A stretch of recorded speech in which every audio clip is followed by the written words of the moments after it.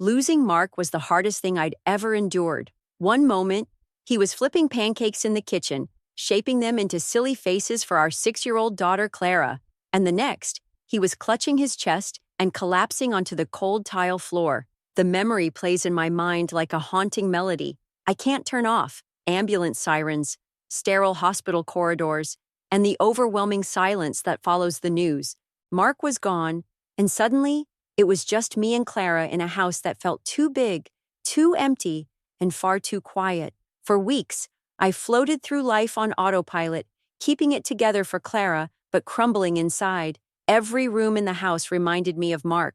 I couldn't even sit at the kitchen table without imagining him there, pouring syrup on Clara's pancakes with that lopsided grin of his. I knew I needed to find a way forward, not just for me, but for Clara too. That's when I met Brian. He was kind, gentle, and had this warmth about him that made the world feel a little less harsh. We met at a community support group for grieving parents. His wife had passed the year before, leaving him to raise his young son, Caleb, on his own. We connected over our shared pain and our desire to rebuild for the sake of our children. Within a year, Brian and I were married, and he moved into the house Mark and I had once shared. Clara was hesitant at first, understandably so. She was 8, old enough to grasp that this new arrangement meant her life would never go back to the way it was. But Brian worked hard to earn her trust, and for a while, things seemed like they might settle into a new kind of normal. Then Caleb came along. I was ecstatic when I found out I was pregnant again. After so much loss, the idea of bringing new life into the world felt like a second chance, a way to heal the gaping wound Mark's death had left behind. When Caleb was born, I poured everything into him. His tiny hands, his first smile, the way he clung to me like I was his entire world. It all reminded me that life could still hold joy. But as I bonded with Caleb, I began to drift further from Clara. Not intentionally, of course, but my focus narrowed. Babies need so much attention, and Caleb was no exception. I told myself Clara would understand, that she was old enough to be patient and strong. I never stopped to think about how my actions might look through her eyes. Looking back, I can see the moments where the cracks started to form. I'd forget to pack Clara's lunch for school, then brush it off with a distracted apology while tending to Caleb's needs. When she asked me to help her with homework, I'd tell her I was too busy but promised to look at it later, only to forget entirely. The thing is, I always meant to make it up to her. I just never seemed to get around to it. Brian noticed. He never said it outright, but I could see it in the way he looked at me during dinner when I was too busy coaxing Caleb to eat his peas to notice Clara's downcast face. Once he sat down next to Clara while she worked on her math homework and quietly told her, "Sometimes people get so caught up in one thing that they forget what else they might be missing." I wasn't sure if he was talking to her or to me, but the words stuck with me. The tension between Brian and me grew as Caleb got older. He'd try to talk to me about balancing my attention between the kids, but it always ended the same way, with me feeling attacked and him walking away in frustration. He's still so young, I'd argue. He needs me, but deep down, I think I knew Clara needed me too. The breaking point came when Brian suggested enrolling Caleb in Little League. "He needs to socialize," he said. "Get out, make friends, learn some independence." But the idea of Caleb getting hit by a baseball or twisting his ankle was too much for me to bear. I vetoed it immediately and signed him up for art classes instead. Caleb hated them, but I convinced myself it was what was best for him. After all, I knew my son better than anyone else, didn't I? Meanwhile, Clara was growing up fast, and I was barely keeping up. She joined karate, earned belts with a determination that reminded me so much of Mark, and excelled in school. Brian was her biggest cheerleader, sitting through every karate session and celebrating her wins like they were his own.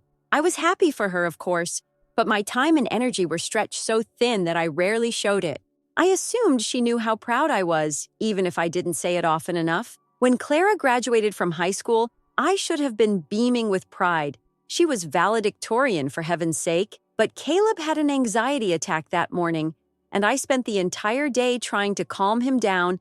I missed her speech, her big moment, and when I saw the look on her face later that evening, I knew I'd let her down. Again, that night, Brian sat me down in his study. "I've been saving for Clara's college," he said, handing me a folder filled with brochures and financial plans. She's earned this. I knew he was right, but all I could think about was Caleb. He still needed so much from me. How could I give so much to one child and leave the other to fend for himself? I said things I shouldn't have that night, things I regretted as soon as the words left my mouth, but the damage was done. Clara chose Marshall University, and while Brian drove her there and helped her set up her dorm, I stayed home with Caleb, telling myself it was for the best. I'd make it up to her later.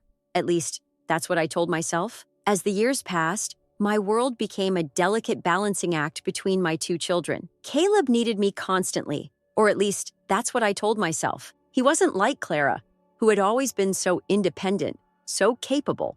Caleb was sensitive, and I felt it was my job to protect him from the world, to shield him from anything that might hurt him. I convinced myself I was doing the right thing, even as Clara drifted further and further away. When Clara left for college, it felt like the house had lost some of its light.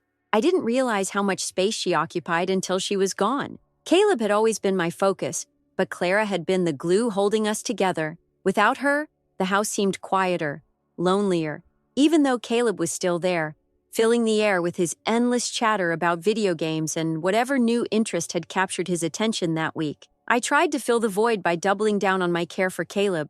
I told myself he needed the extra attention now more than ever. But the truth was, I didn't know how to bridge the gap that had grown between me and my daughter. She called every week, and I tried to sound interested in her classes and her new life, but our conversations always felt stilted, like we were two strangers trying to navigate polite small talk. Brian noticed. He always noticed. "You should visit her," he said one evening as we sat in the living room, Caleb engrossed in a video game on the couch. "She'd love to see you." "I can't just leave," I replied, glancing at Caleb, who didn't even look up from his screen. "What if Caleb has a panic attack? What if he needs me?" Brian sighed, rubbing the bridge of his nose in that way he did when he was trying to stay patient. "He'll survive for a weekend. Clara might not." The words stung, but I couldn't argue with him. Still, I stayed home. Caleb came first. Always. That's what a mother is supposed to do, right? Put her children's needs above her own? I just hadn't realized I was doing it at the expense of my other child. As Caleb grew older, his dependency on me only deepened. He struggled in school, not because he wasn't smart, but because he refused to apply himself. Every missed assignment, every bad grade, it was always someone else's fault. The teachers didn't understand him. The work wasn't challenging enough. The other kids were distracting. I made excuses for him at every turn, shielding him from the consequences of his actions, because I couldn't bear the thought of him failing. Brian didn't see it that way. He tried to push Caleb to take responsibility, to step up and face the world. He needs structure, he told me more times than I could count. He needs to learn how to handle disappointment, but I couldn't do it.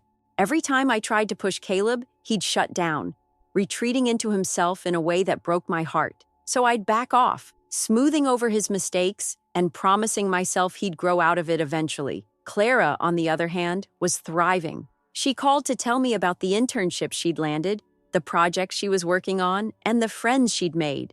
I told her how proud I was, but the words always felt hollow, as if she could sense that my attention was elsewhere, even over the phone. I wanted to be more involved in her life, but every time I thought about visiting her or asking more questions, something held me back. Guilt, maybe, or fear that it was already too late. Brian didn't hold back his disappointment. He'd always been Clara's biggest supporter, and he made no secret of his frustration with me. "You can't keep putting all your energy into Caleb," he said one night after Clara's call.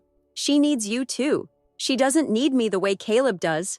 I snapped, the words spilling out before I could stop them. "She's fine. She's always been fine." Brian just looked at me, his expression a mix of sadness and something else, something that looked an awful lot like pity. "You keep telling yourself that." Clara graduated college with honors, and I wasn't there to see it. I told myself it was because Caleb had a fever that morning and I couldn't leave him alone. But the truth was, I was scared. Scared of facing Clara and seeing the hurt in her eyes. Scared of realizing just how much I'd let her down. Brian went without me, and when he came back, he didn't say a word. He didn't have to. The disappointment was written all over his face.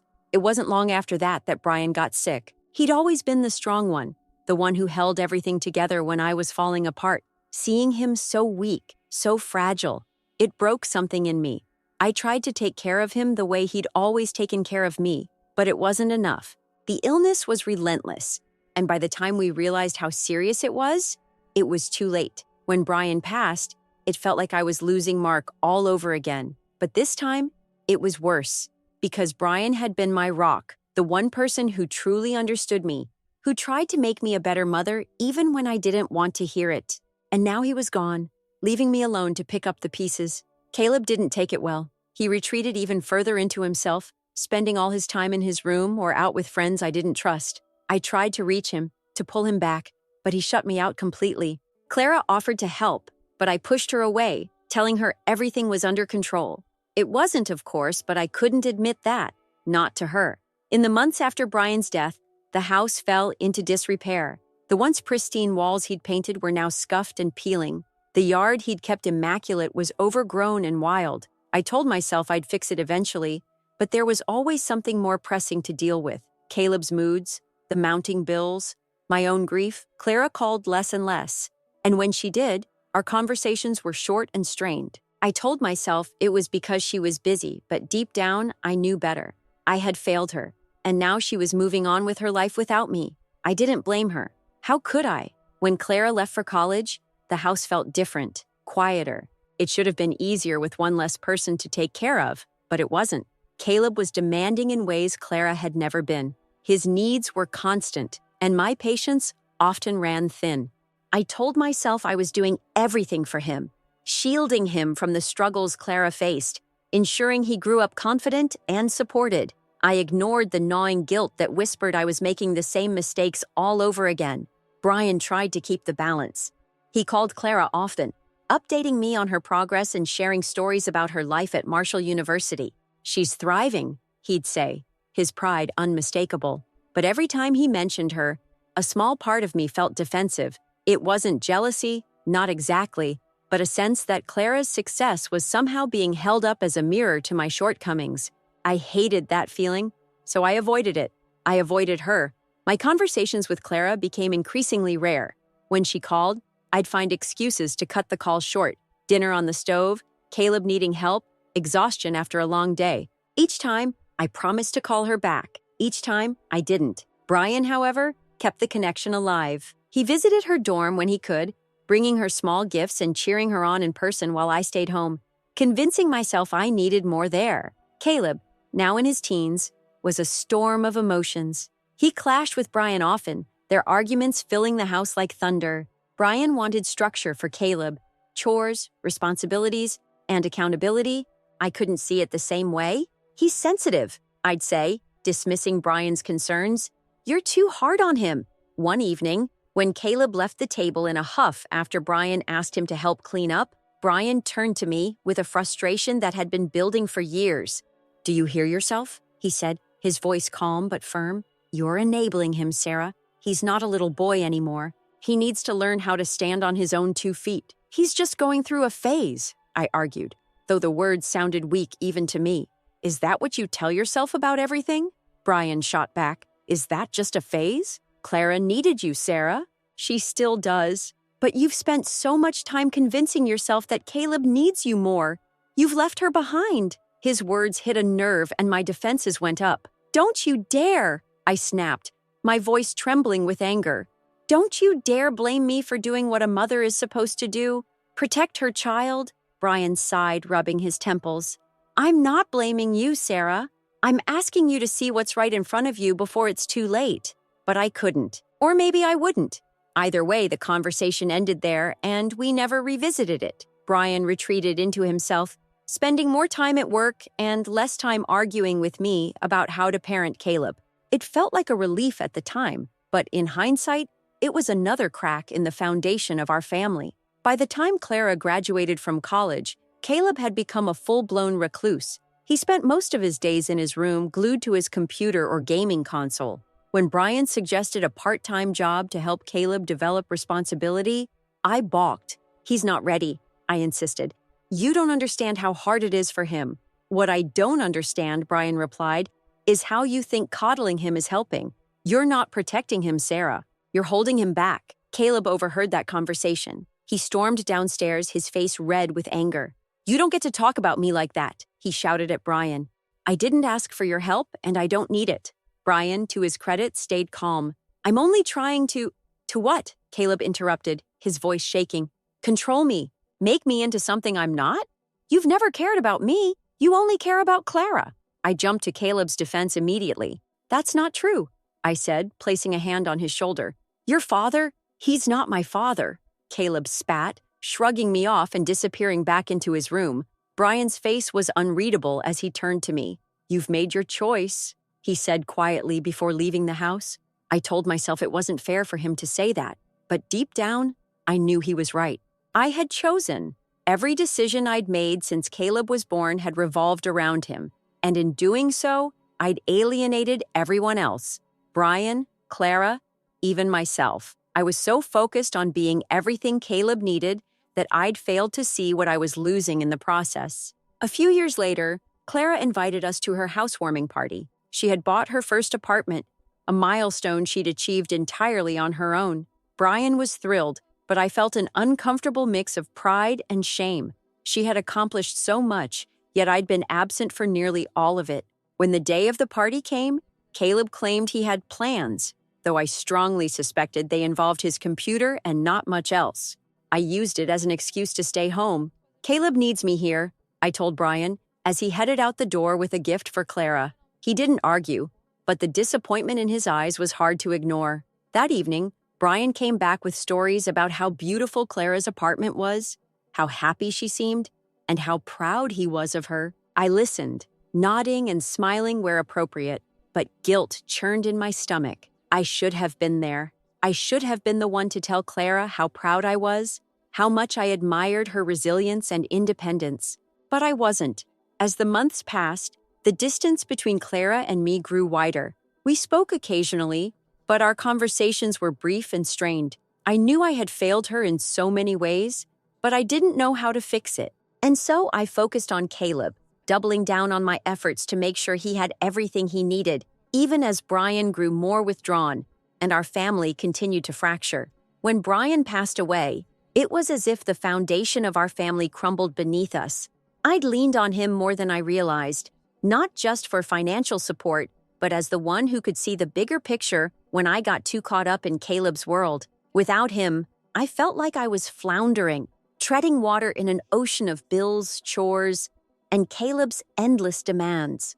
The funeral was a blur. I don't remember what anyone said or did, only that Caleb clung to me the entire time while Lily sat quietly in the second row. She had offered to help with the arrangements, but I'd brushed her off, telling her I had it under control. The truth was, I didn't know how to let her in. She was so independent now, so strong. Part of me was jealous, though I'd never admit it. She didn't need me the way Caleb did, and that stung more than I cared to admit. After the service, I found myself spiraling. The house, once kept pristine by Brian's diligence, quickly fell into disarray. Bills piled up, and every corner seemed to remind me of him. Caleb noticed the change, though not in the way I'd hoped.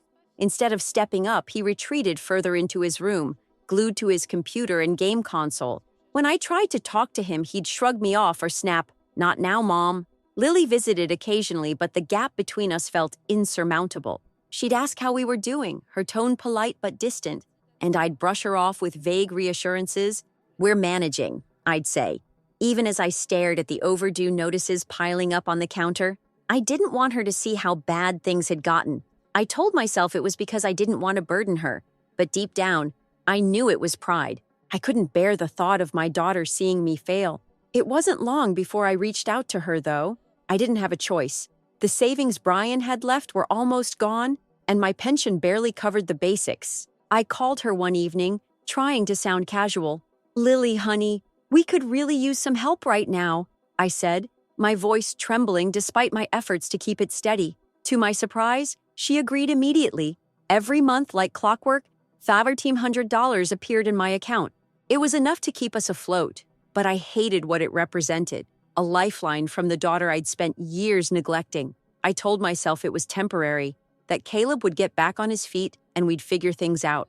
But weeks turned into months, and nothing changed. Caleb still refused to get a job, insisting he was waiting for the right opportunity. His girlfriend, Candace, moved in not long after that, and the house became even more chaotic. Candace was a whirlwind of bright nails, heavy makeup, and loud laughter. She had a way of taking over every room she entered, leaving behind a trail of empty snack wrappers and chipped nail polish bottles. At first, I welcomed her presence. Caleb seemed happier with her around, and I clung to that small victory.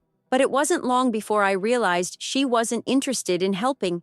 If anything, she was just another mouth to feed. When Lily visited and found the house in disarray, she looked at me with a mix of disappointment and disbelief. "Mom," she said, her voice sharp, "this isn't sustainable. Caleb and Candace need to contribute." I nodded, promising to talk to them, but I knew it wouldn't make a difference. Caleb had never responded well to criticism, and Candace, well, she didn't think it was her responsibility. The tension reached a breaking point during one of Lily's visits. She'd come over with groceries and a look of determination I recognized all too well. "Mom," she said, setting the bags on the counter, "we need to talk about the will." I froze.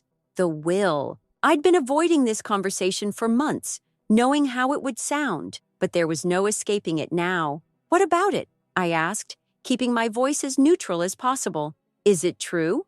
she pressed. "Did you leave everything to Caleb?" I sighed, fiddling with the edge of my sweater. "It's not as simple as that, Lily. Caleb needs more help than you do. You're strong and independent. He's not." Her face hardened. "I've been sending you money every month. I've been helping you keep this house running while Caleb sits on his ass playing video games. And you think he's the one who deserves everything? Don't talk about your brother that way," I snapped, my voice rising. "You don't understand him. He's sensitive. He's been through so much." "And I haven't?" she interrupted, her voice shaking with anger. "Do you even hear yourself, Mom? You're enabling him. You've been enabling him his entire life." The words hit harder than I expected. For a moment, I saw myself through her eyes, a mother so blinded by guilt and favoritism that I couldn't see the damage I was doing. But instead of admitting she was right, I lashed out. "You're just jealous," I said, the words spilling out before I could stop them. "Jealous that he needs me more than you do." Lily stared at me, her expression unreadable. Then, without another word, she turned and walked out the door. I wanted to call her back, to apologize, but my pride wouldn't let me. Instead, I stood there, listening to the sound of her car driving away, wondering if she'd ever come back. For weeks, I waited for the next $2,500 to appear in my account, but it never did.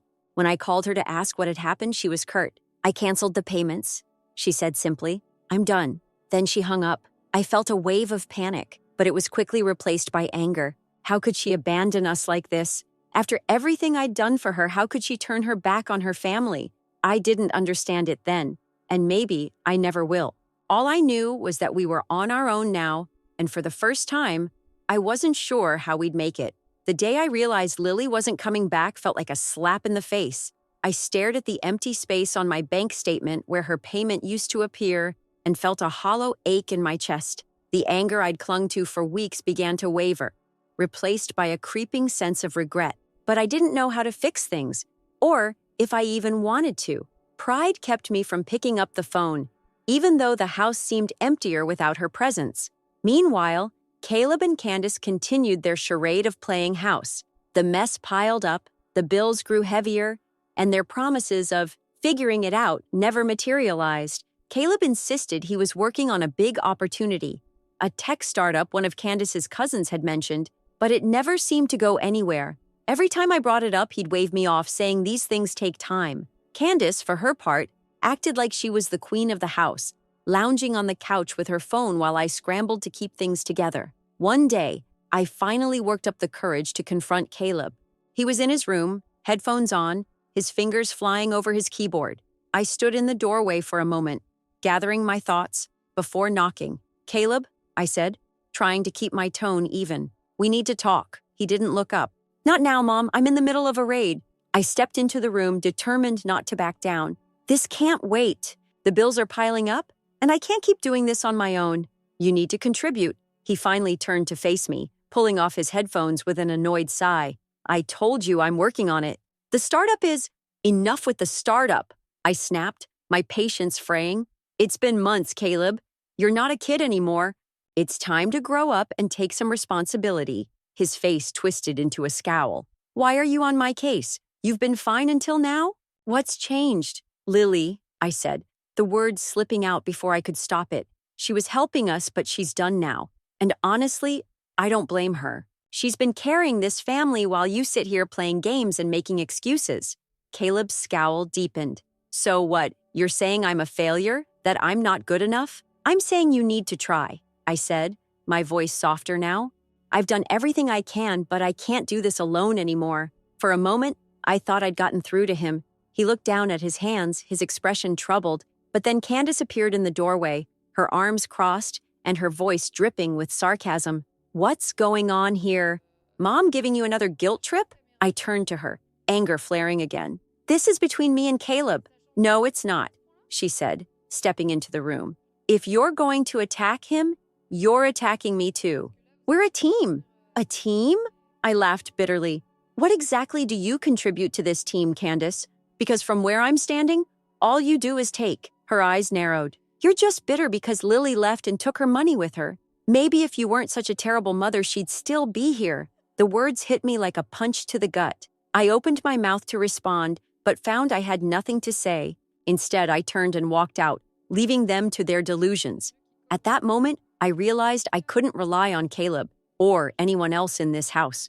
If we were going to survive, it would have to be because of me. The next few weeks were a blur of desperation. I sold anything of value, furniture, jewelry, even some of Brian's old tools. I found part-time work at a grocery store, though the hours were grueling, and the pay barely made a dent in our expenses. I tried to ignore the looks of pity from old neighbors and acquaintances when they saw me bagging groceries or scanning their items. Caleb and Candace carried on as if nothing had changed. I stopped trying to clean up after them or cook meals they didn't appreciate. The house descended further into chaos, and I felt myself slipping into a dark place I didn't know how to escape. One day, as I was sifting through papers in Brian's old desk, I found a letter he'd written years ago. It wasn't addressed to anyone, just a collection of thoughts scribbled on a piece of notepad paper. But one line stood out. Lily will be okay. She's strong. But Caleb, he'll need us more than we realize. I sat there for a long time, staring at those words. Had Brian seen this coming? Had he known that I'd pour everything into Caleb, trying to protect him, only to push Lily away in the process? The weight of my choices pressed down on me, suffocating in its clarity. The silence in the house after Clara's final words echoed louder than I expected. It was a silence that seemed to fill every room, wrapping itself around me like a suffocating blanket. I watched her walk out the door, her posture straight, her steps deliberate. She didn't look back, not even once. I stood there frozen, her accusations replaying in my mind. I had always told myself I was doing what was best for everyone, protecting Caleb, holding the family together. But Clara's words stripped away the excuses, leaving behind a painful truth. I had made choices, and those choices had driven her away. Days turned into weeks. Caleb barely left his room, the hum of his computer the only sign of life. Candy's presence was equally suffocating. She treated the house like her personal playground, taking what she wanted, leaving behind nothing but mess and contempt. She and Caleb were in their own world, one where responsibilities and consequences didn't exist. The house that had once been filled with life, Mark's laughter, Brian's steady presence, Clara's quiet determination, was now hollow. The weight of my decisions pressed down on me, each day heavier than the last. I found myself replaying moments from the past, trying to pinpoint the exact moment everything had gone wrong. Was it when I first gave Caleb a little extra attention? When I let Brian shoulder the burden of supporting Clara? Or was it when I allowed my fear and guilt to cloud every decision I made? One afternoon, I sat in the living room, surrounded by the remnants of a life I no longer recognized. The coffee table was cluttered with empty cans and old magazines, the walls bare where pictures used to hang. The only sound was the faint clicking of Caleb's keyboard. I couldn't live like this anymore. That evening, I knocked on Caleb's door. He opened it reluctantly, his face annoyed. What? We need to talk, I said, my voice steadier than I felt. This can't continue. He shrugged, already retreating back to his desk. What can't? This. I gestured around his room, at the mess, at the overwhelming apathy that clung to everything. You and Candy are living here without contributing, without any plan for the future. His face hardened. What do you want me to do? It's not like anyone's hiring. I want you to try, I said, my voice cracking. To care, to do something with your life. He didn't answer, just stared at me, his expression a mix of defiance and something I couldn't quite place. Fear, maybe, or guilt. I'm selling the house, I said finally.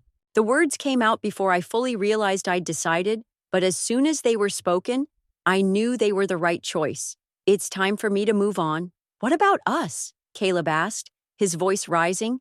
Where are we supposed to go? You're adults, I said quietly. It's time to figure that out for yourselves. The look on his face broke my heart, but I didn't let it stop me. For the first time in years, I was putting myself first. The process of selling the house was grueling, both logistically and emotionally. Every corner held memories of Mark, Brian, and even Clara, before everything fell apart. But with every box I packed, I felt a little lighter, a little more like the person I used to be. When the papers were signed, I moved into a small apartment on the other side of town. It wasn't much, but it was mine. For the first time in decades, I had space to think, to breathe, to figure out who I was outside of being a mother. Clara didn't return my calls, and I didn't blame her. I sent a letter instead, apologizing for everything I'd done and left undone, telling her how proud I was of her, how much I loved her. I didn't expect a response, but writing it felt like a small step toward healing.